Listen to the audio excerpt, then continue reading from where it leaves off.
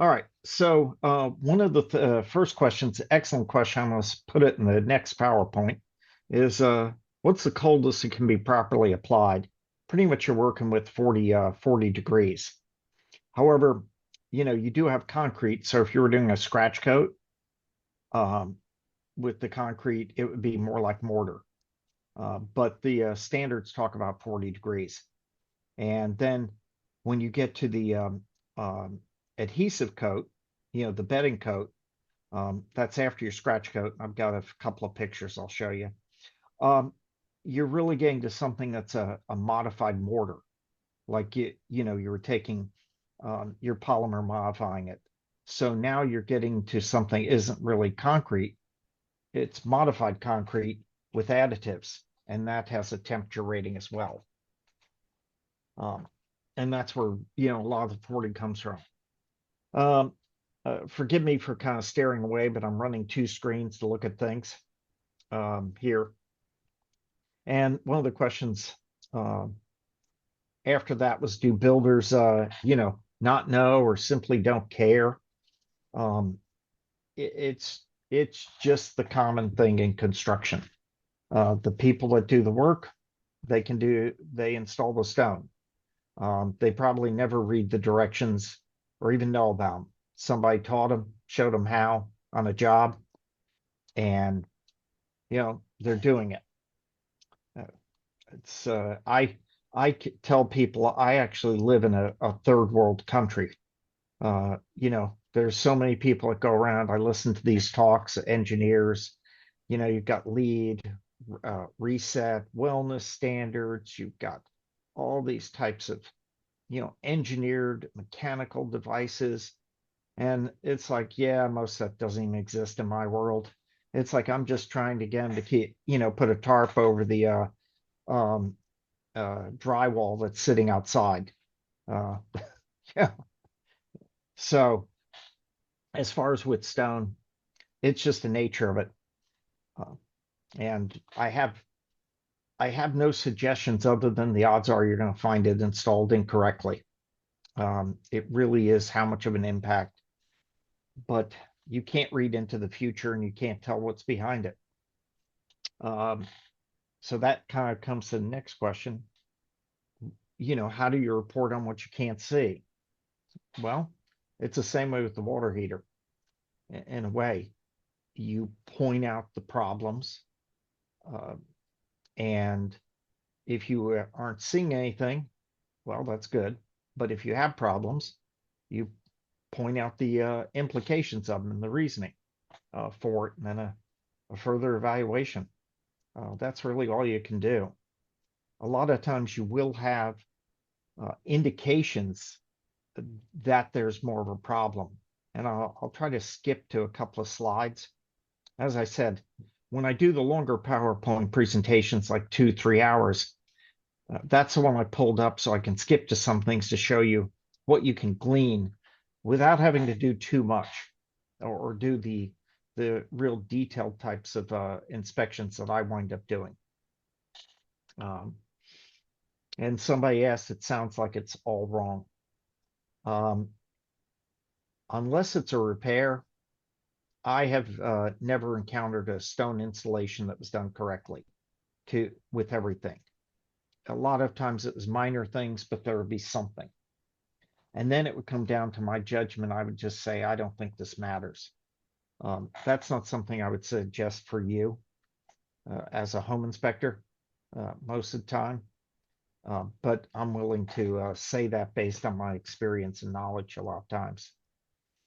Or I make a comment that, um,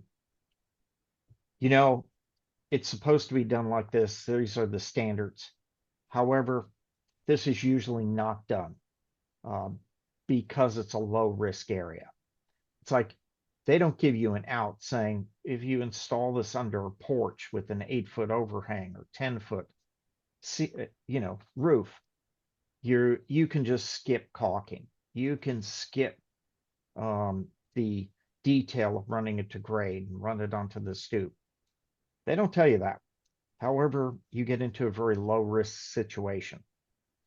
unless somebody puts a planter and waters it twice a day and sprays the wall. And I've seen that happen. And just give me a heads up if we're getting a whole bunch of different questions, that deal with this. And I'll be happy to address them as well, because it is posed as a question and answer. So we've got a question about, or kind of a remark about chemical reaction with fresh concrete mortar keeps it from freezing. Yes. However, when you're dealing with a scratch coat that's a half an inch thick, your temperature of getting, if you're at 32 degrees, there's not a lot of mass to create heat in the typical hydration process of concrete. So it's not like you're pouring a driveway and it's going to generate its own heat. You can just cover it with some straw or a blanket. I hope that makes sense there.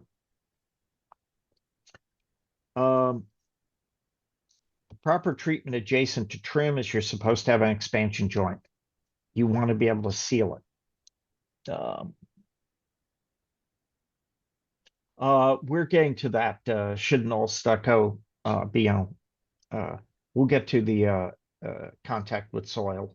I'll jump in there. The difficulty comes about when you get to vinyl siding and stone, because you've really just got a J channel that's got a lot of movement. It's pretty flexible, and you don't have a siding that's waterproof. But it's required. It's supposed to have an expansion joint to similar materials. They don't start making examples and saying, well, vinyl only needs this, cement board needs this, wood needs this. It's all the same. However, I can tell you with as much water sometimes gets behind vinyl, the expansion joint's almost a non-issue at times. Well, we had somebody ask about a weep screed, whether it's optional. And weep screeds are optional on masonry because you don't have a drainage plane, you don't have a WRB, a house wrap. So you could put it in there, but it's not a necessary feature. And the odds are you're not going to see weep screeds very often. It may be changing. Without having a mortar between stones when you get to a dry stack or the mortar is really scraped back, I don't see a lot of issues with freezing in the localities I've worked, because the joints are pretty large, and you're not getting you're not getting something where you're going to get a lot of water piling up. I guess you could from melted snow. But this would be an issue in really cold climates. They also make the stones differently. They have different additives depending on the climate that the stones are going to be installed in. And you have no idea about that. So getting a group of stones, say from Florida, and then installing them in Minot, North Dakota, the odds are they weren't manufactured for that climate. However, I think you have to kind of know your locality to know about the stones. Definitely with the dry stack and the open mortar joints, you really have a lot more moisture hitting that bedding layer and the scratch coat. And you're going to get a lot of wind-driven rain if you're in that location that's going to go through. And then typically the bedding coat and the scratch coat are too thin anyway. If you happen to get a chance and look in there between the stones, and you're not going to spend the time in the house that I will. I'll be there a few hours just doing maybe one facade of stone. That's entirely different than what you're going to be doing as a home inspector. But if you happen to get some gaps and look in them with a flashlight, you see the lath, you already know that it's installed incorrectly. because there isn't the proper thickness of approximately an inch. Uh, a lot of questions on nails through the WRB. You know, you you've got lots of holes. It uh, what you're counting on is that you have enough drainage and it's fast enough so those holes don't matter. The water does not track through the nail or through the screw and go into the wood sheathing and framing. Um, but it's amazing, what you'll be seeing. Uh, and that was one of the talks many years ago on National Institute of Building Sciences, that really talking about Tyvek as a house wrap and an air barrier. Tyvek disagreed with this. Obviously, DuPont disagreed rather.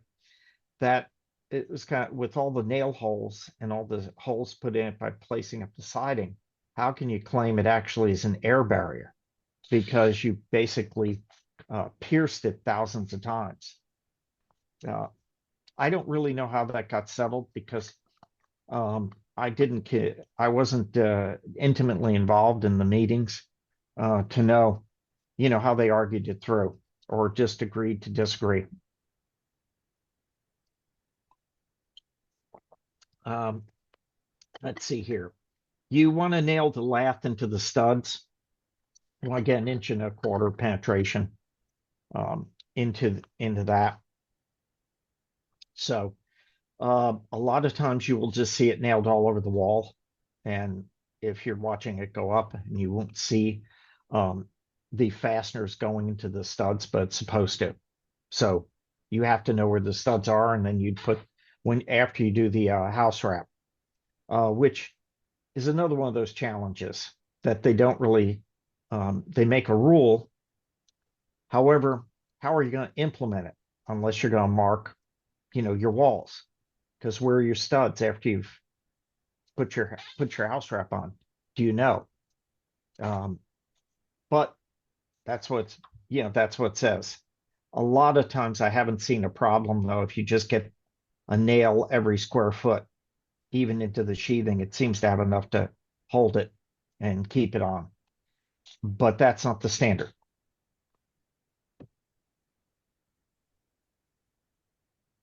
A question about one slide I showed on the outside, how I knew to um, cut into the drywall and look.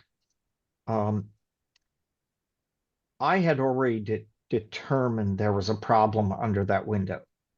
And most of the time, almost exclusively, I do all my work through the outside. Sometimes, though, a homeowner or owner will go ahead and say, I don't want you cutting out any stone. I don't want you doing a visual from the outside to confirm it. Can you do it through the drywall on the inside? And I usually tell them, no, I can't necessarily locate the damage. And a lot of times the inside will have a 16th of an inch that looks great. So I have to cut a hole through there to see how the rot is working its way from outside in. And that was what it was illustrating, how the inside of the OSB looked great, even though it was totally rotted on the exterior wall surface. I hope that kind of explains that picture better. Um, the man-made stones, the stones are not supposed to run down to grade. It's just like talking with a stucco material. Um, it's supposed to be held above, keeps water from wicking up into it. Um, the stones are manufactured.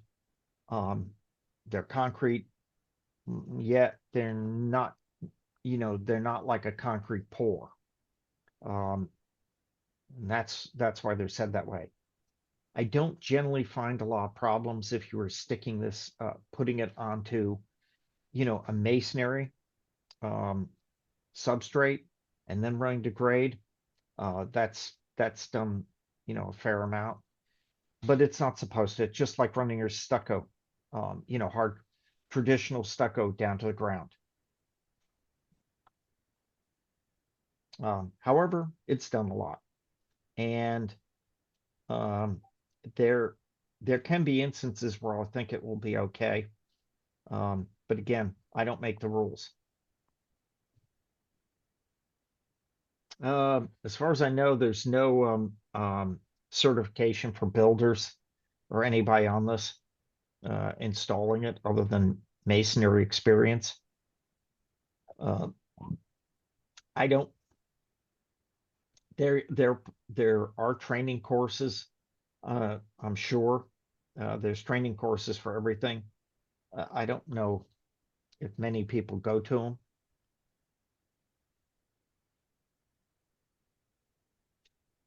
Somebody had a question that he was told that manufactured stone can be installed not following the manufacturer's uh, you know masonry veneer manufacturer association.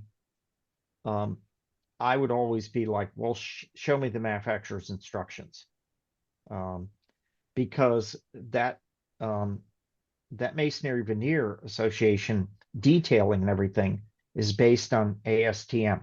And now that number escapes me. I know I had it in the PowerPoint. So it's an ASTM standard. So that tells you that there could be a manufacturer that deviates from it. However, it's not going to be that common because the manufacturers were the ones that got together and agreed on the ASTM standard. It didn't come from people like me. We could be on the committee, but it was a lot of it's the manufacturers going, what do we want, as a standard. So approaching somebody, if they say something other than what's in the general guidelines, I would just say, well, uh, show me the manufacturer's installation instructions that says this, and leave it at that, because probably they don't even have them. Or if they know the manufacturer, they would be online too. But most of the time, they don't even know who the manufacturer was of this stone. Um, what's the realistic lifespan of this? Um, I would say most claddings are felt for about 50 years. Buildings, they like to say they're designed on a basis of 100 years. So you could say, well, this could go to 100 years. I kind of base 50 years because of the lath. Generally, what starts happening is the places where there's enough water, the lath starts rusting. And then you get that rust swelling and you get failure. Um, if you're around any place with the ocean water, you'd have, just like I was talking about, you'd have to treat this with a stainless steel or polypropylene lath or something that was a plastic, because the galvanized steel wouldn't hold up long enough.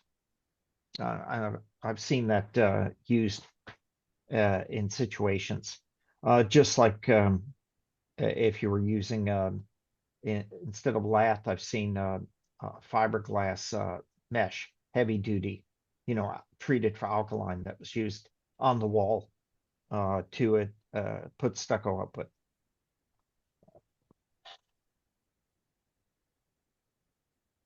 I'm not usually seeing the stone last as long as I said 50, just to usually I see it make it about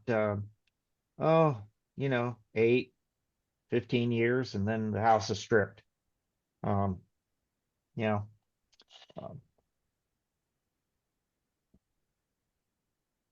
um, when a drainage plane channeling barrier is used in addition to required water barriers, will moisture penetrate where the fasteners is used to attach the wire mesh? Probably not. The rain screen principle is trying to get a gap. So 90% of your water drains out of the wall within 15 minutes. In that case, there's so little water left in the wall, you're not going to probably get a lot of absorption. wicking around the fasteners. And that's why, many of the siding manufacturers are encouraging more of a rain screen than just a house wrap with the siding having intimate contact. And little tubes would not be acceptable as weeps, because you would have to integrate them with the flashing. That was one of the questions. It's like, are little tubes an accessible option for, option for the weep screed? And not really. The tubes generally get clogged up with dirt that's been in the wall. Water flows through it, dirt goes up. I've seen insects tend to make nests in it. I don't know if anybody else has seen that. And it just doesn't flow as well. Used it, over windows and things like that. But now they've gone to just leaving the head flashing open rather than trying to put a sealer and weeps in there, because what I've seen, oddly enough, straws seem to work better than the tubing because the holes are a little bigger. Let's see. Small wicks at the bottom of the wall. That's not detailed anywhere. I'm going to check the, let's see. I was going to see if I could see the chat log. There we go.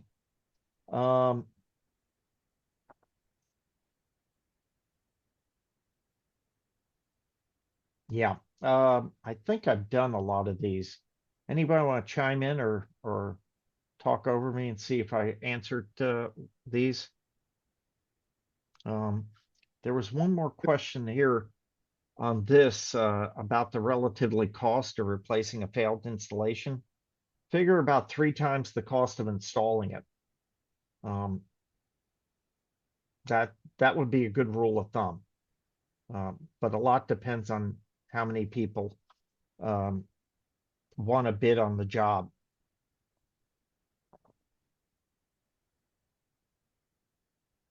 All right. Any questions that want to get in here that I haven't seen?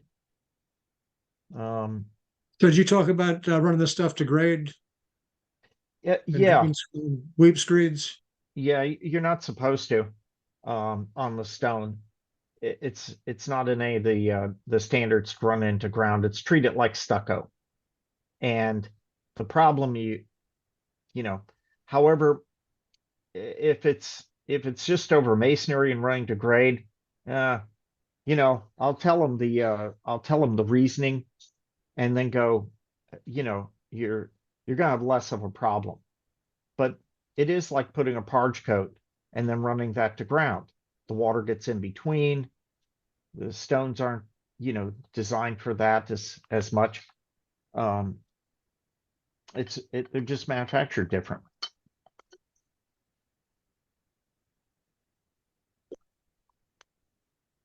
However, you will typically see it run to grade.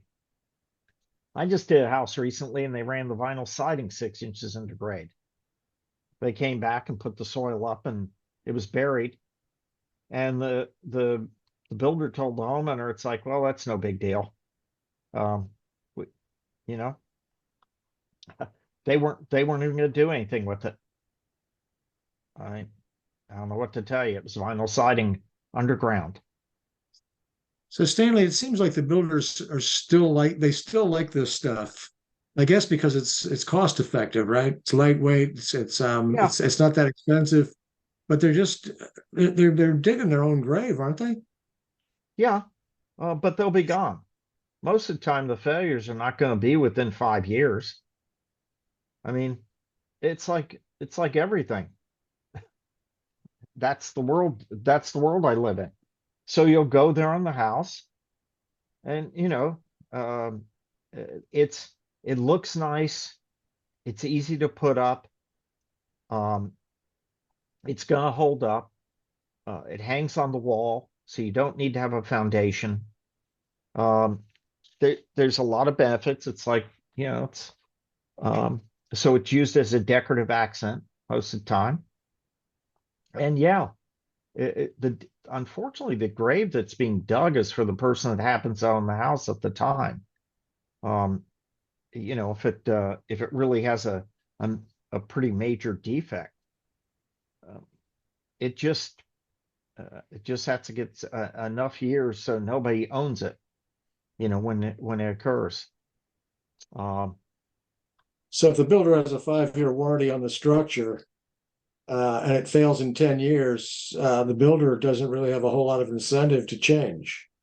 No. Now it's different in each state. In Virginia, we have statute where the builder for negligence, they're held accountable for 5 years.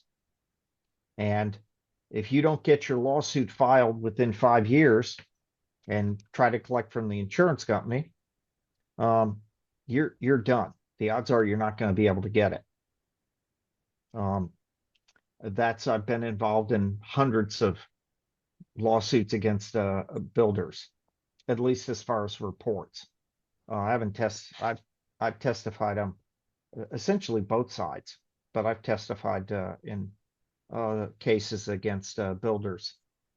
Can't tell you what another state is because states have different laws, however, at some point the builder is off the hook.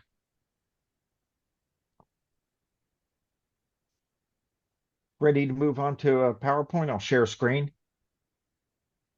I think so. It sounds like it. I think has anybody's question not been answered? Larry said something about termites. I mean, termites get behind that stuff too. If there's water trapped in there, it's not just the wood rot, it's the termites too, right? Yes. Termites will get in there, and they will cause havoc. Just like anything else, they'll use the drainage plane as a pathway, and you won't know where they are. They'll just travel up and pop out somewhere. That's another reason why you don't run it to grade. How would you see their trail? And you're assuming that if you had it over masonry, you're going to have a solid masonry barrier in there, and the stones are going to be stuck on that. But that isn't necessarily the case. You're doing a scratch coat, then you've got this adhesive coat, that bedding coat that's in. And when you do that scratch coat, let's see, I showed you that. I'm going to kind of just jump around here, and just kind of, I'll just kind of point out a few things if that's okay. And just interrupt me if things I'm getting into the weeds, okay? Okay. Well, I think there's one more thing before you move on, Stanley, and so one of these details that we see frequently is the AMSV down at the lower level and then siding above that. Is that I mean, that's like, it seems like just a water intrusion waiting to happen. It is. What you want to do is you want to treat that siding with like a piece of water table board or cap flashing, where you bring the water out, just like you would Z flashing, integrate the drainage plane so it runs behind the Z flashing, as well as you've got it going over it. So you're expecting, okay, I'm going to get the water out over the capstone or the flashing, but I still have an avenue for water, if it doesn't go out, that can run down between the stone. So you're managing it in two ways, but it is problematic, and I look for those things. One of the things here, I just want to point out that they're supposed to, you won't know this, but you will know it if you have a problem with the stone. Like here, you have two types of mortar that are acceptable. Type N, medium, 750, and you can see the mixture of Portland cement and 6 parts sand. But then you have Type S, high compressive strength, and that's got more Portland cement and a little bit more sand. That's the often preferred for scratch coat. You'll have no idea, but they're looking for a high compressive strength for that scratch coat, because that's carrying the weight, and it's got to get a good bond to the lath. I'm just kind of, so if you happen to be on a job site and you see the bag of mortar and you're not seeing one of those two, then, you see something like type O or type M, you know that, oh, this is probably not being done right if it's bag mortar. Let's see here.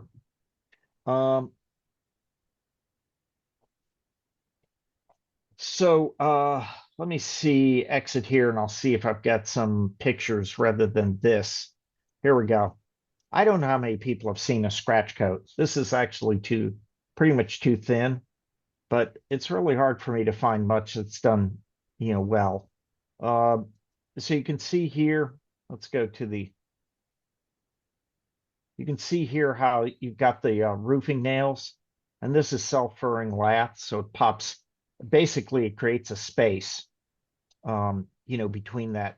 And there's where the scratch coat's looking, and you want to smear this in so it keys into the lath. And then you run your trowel back over to rake it to make ridges in it. So you're really trying to get something more like this, but that should be about a half an inch thick, from the back of the where it squeezed through the lath to where it come, the ridges. So you're expecting it to be, thick. And here is just showing the two, this is the natural stone veneer. In other words, using stone veneer like a tile, but it's natural limestone most of the time. It could be sandstone, granite. You have the two layers. And this is what we were showing, where I had the other view that this is optional because you've got a masonry substrate there over that. Let's see. We went over this about identifying it with you, and the damage. Here's a example natural stone. I just want to put this in here because these failures, this building was, when this occurred, this building was about 90 years old. That's limestone panels 4 inches thick on there, this terracotta. And what happened is this section of limestone about 10 by 15 feet fell off the building. Luckily, there was a concrete roof below, concrete slab roof, so it didn't hit anything. I investigated the cause of this failure for the engineering firm, and helped write a scope of repair. Yeah. Go to bed.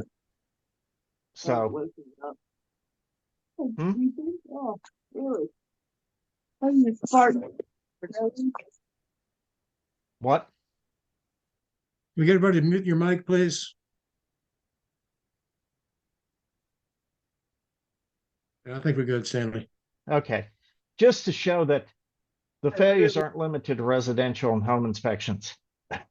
It happens over the years. And this was a failure of not having adequate support on the lintels. And the movement throughout the years had caused only a 1/4 inch of bearing, and it sheared off.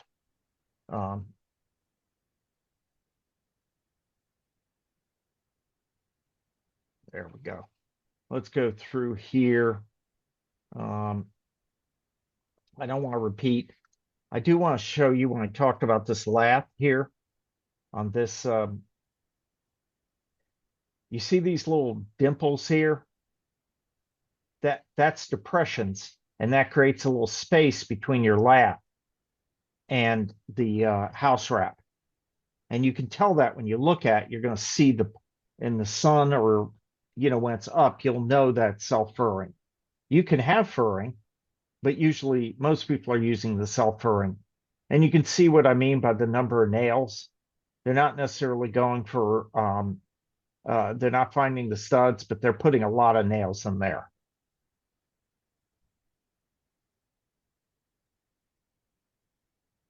Okay, here's one we didn't have in the last. I don't think we had this in the last. So you can see your scratch coat here. And this is your bedding coat. And you know what's wrong with this picture? The stone fell off and is missing. So this was very obvious to me. The scratch coat was too thin. The bedding coat was definitely wrong, because when you put this stone on, and you're supposed to have a 1/2 inch thick bedding coat. Now you could put on the wall, or you could butter the back of the stone, but a 1/2 inch thick of that bedding mortar, when you put that stone on, it's supposed to squish out around it, and you know, fill in this space a little bit. Obviously it didn't do it. So they're back, and they were back buttering there. It had really poor adhesion. And these are easy things to spot. A lot of times you'll look on the ground and on the dry stack, you'll look on the ground and you'll find the stone laying on the ground around the house. We went over this, the fact you've got mortar shrinkage.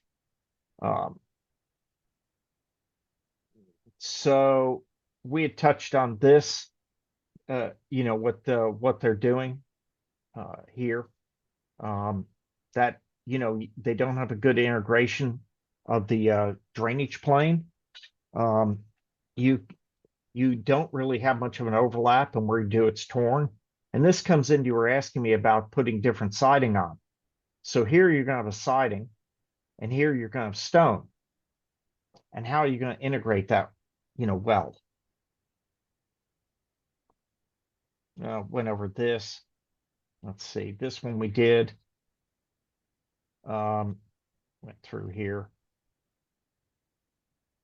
So situations, Stanley, like what you were showing a few minutes ago, where the you thought that the bedding coat and was too thin. What's the solution to that? I mean, what can you do about that stuff? You tear it off and start over. That's what I was afraid you were going to say. That's there. You can't. You know, how do you fix wrong? I mean, you know, when it goes back to the foundation, there's no fix. And this is true in so much of what we do. You know, hopefully it doesn't really have much of a consequence, and it has enough excess design that it will survive being done wrong. That's the best I can tell you.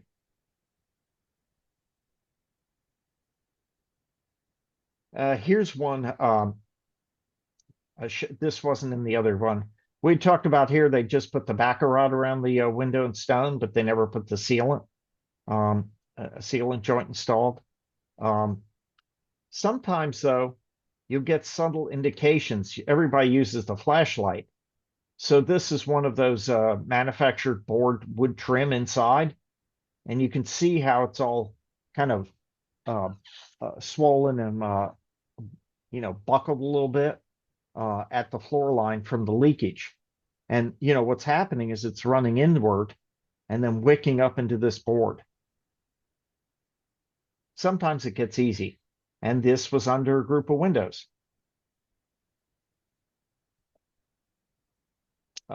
Let's see. I hope this is okay. Somebody's welcome to comment, you know, or like say, hey, you know, let's go through it. I just didn't want to review what I did last week. Oh, you're doing fine. Okay. So I want to give an example of a, you know, I didn't bring my aid with me to go ahead and I usually have some show and tells that kind of illustrate this. You know, a lot of times the fix will be, if they don't put an expansion joint in, they'll put a fillet bead in, and you know, you'll get this triangle shaped caulk, just like you do with painters, only it's really small. Well, and you're not going to be able to tell this. You may be able to, though. A lot of times they'll fail. So that joint is supposed to have a bond breaker, so it's only connected across it. If you can see my pointer. Now you do have a backer rod that's triangular shaped. and you do have one that you can use a bond breaker tape. No one does this. It just gets installed. Usually I'll find it failing and then I know it wasn't done. I will tell you that the old days, instead of a the bond breaker, we would take a lumber crayon and just put coat this with wax, and then you'd have a bond breaker, where you wouldn't have three-sided adhesion. That's not an A spec, and that was a while back, but it functioned. So this is just showing there's a 3/8 inch gap. That's the gap that's supposed to be in there. If you have a large group of windows, though, if you're a design professional, say you have a 12-foot group of panel windows, now that wouldn't be unusual in some of these homes, especially what I've seen, when I get up north or Northern Virginia. You probably want a 1/2 inch, but 3/8 of what they show. And that's typically what you won't see. And they're illustrating the backer rod there, or something that's a bond breaker. Interestingly enough, just to mention this, there are lots of different claddings. I could do probably a couple hours on just different claddings. There's the what looks like manufactured stone that actually is like stone and expanded polystyrene mixed together, like a lightweight, and you nail it up with finish nails. Has anybody seen that? Anybody want to tell me if they've seen that?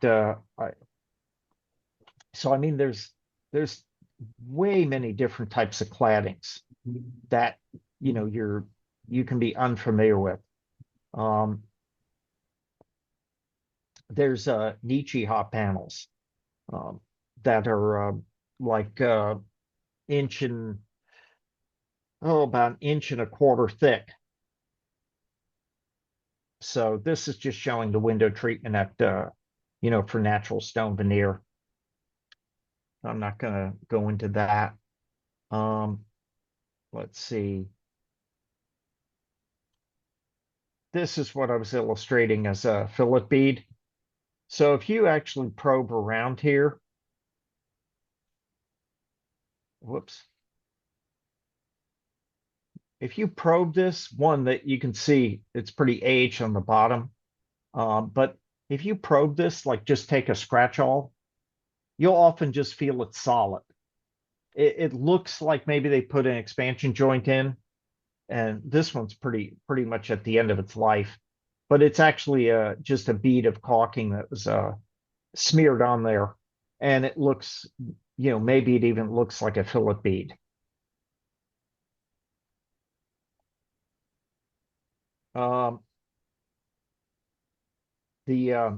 They don't have an expansion joint. Here's another fillet bead, but you don't have any area for the window to move.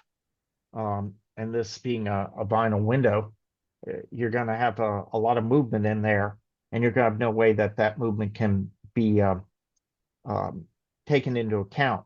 It's going to be tight against the stone. So it's sealed, but wrong. Let's see. We didn't go over. What's the time left here? You got about 5 minutes. I got 5 minutes left. You got 5 minutes. I talk a lot, don't I? Well, you say a lot. Let's go. Let's go to this and show you what you're going to see on weep screed. Stone termination at grade. We've seen some of this because that's a lot of questions. This is almost every time this is what I get called in for, because they say stone runs to grade, needs a special inspection. They've stopped that though a lot, now that the market's changed. So I sight down the foundation. I see the grade, I see the ground. I look to see if there's a weep screed. It's continuous. There's nothing. So I know there's a problem right there.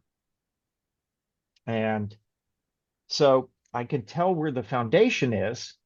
Here's the foundation, water table board. I know it comes around. There's no weep screed between masonry and the wood. They don't have a transition between the two. Let water out.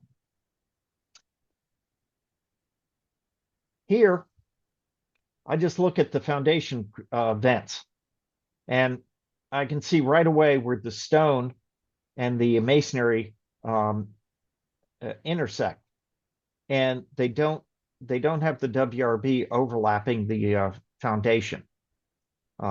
That's the normal case. If it does get a weep screed, it doesn't get it below the sheathing. I'll show you that. Whoops, I'm sorry. I should have gone to full screen view. Hopefully everybody caught that. So I sighted this, and you can see the weep screed embedded. So there's a weep screed between the masonry and the wood sheathed walls. Whoops. However, if I went back to that, you can see that they didn't drop it below this as it's supposed to be. Here's another example. This is actually supposed, you can't do it, but there's the weep screed installed. It doesn't do much though, because it's totally compressed. It just got, somebody came in there and squished it. That's the technical term for it. Stone runs to grade too. So this is the important thing. Let me go here. This is a better illustration. You see how that weep screed goes over the foundation? So you've got the wood. The wood could terminate at the foundation. They've got resting it. Here, they're showing it, going down to it. Sorry to confuse you. But when you look here, you're actually keeping it so this WRB goes over this joint, so you don't get the water to track back on the sill plate. And that's usually the detail that's missing. They terminate the weep screed right here. And that's what I was showing you with those grates, the crawl space vents. It's like, oh, the weep screed doesn't go down over the foundation. It goes to the foundation. And that's wrong. So Stanley, let's take a minute or so to wrap it up. Yep, that's what I figured. I think that's wrapping it up there. Example of somebody installing, they had to cut the stone up, reinstall it, and then install flashing and a weep screed. And then that gets it above grade. Here's an example of what they did. Put in galvanized flashing, and here's your weep screed with the weep holes so things can come out. And there's another example of it, pre-made. That doesn't look very good the way they terminate it, but you see the block. They did this correctly. It looked, and if you get mulch here, you can pull that back, or some soil. What you can do at a porch, we showed you this. So I probably have another half an hour if anybody wants me back some other time.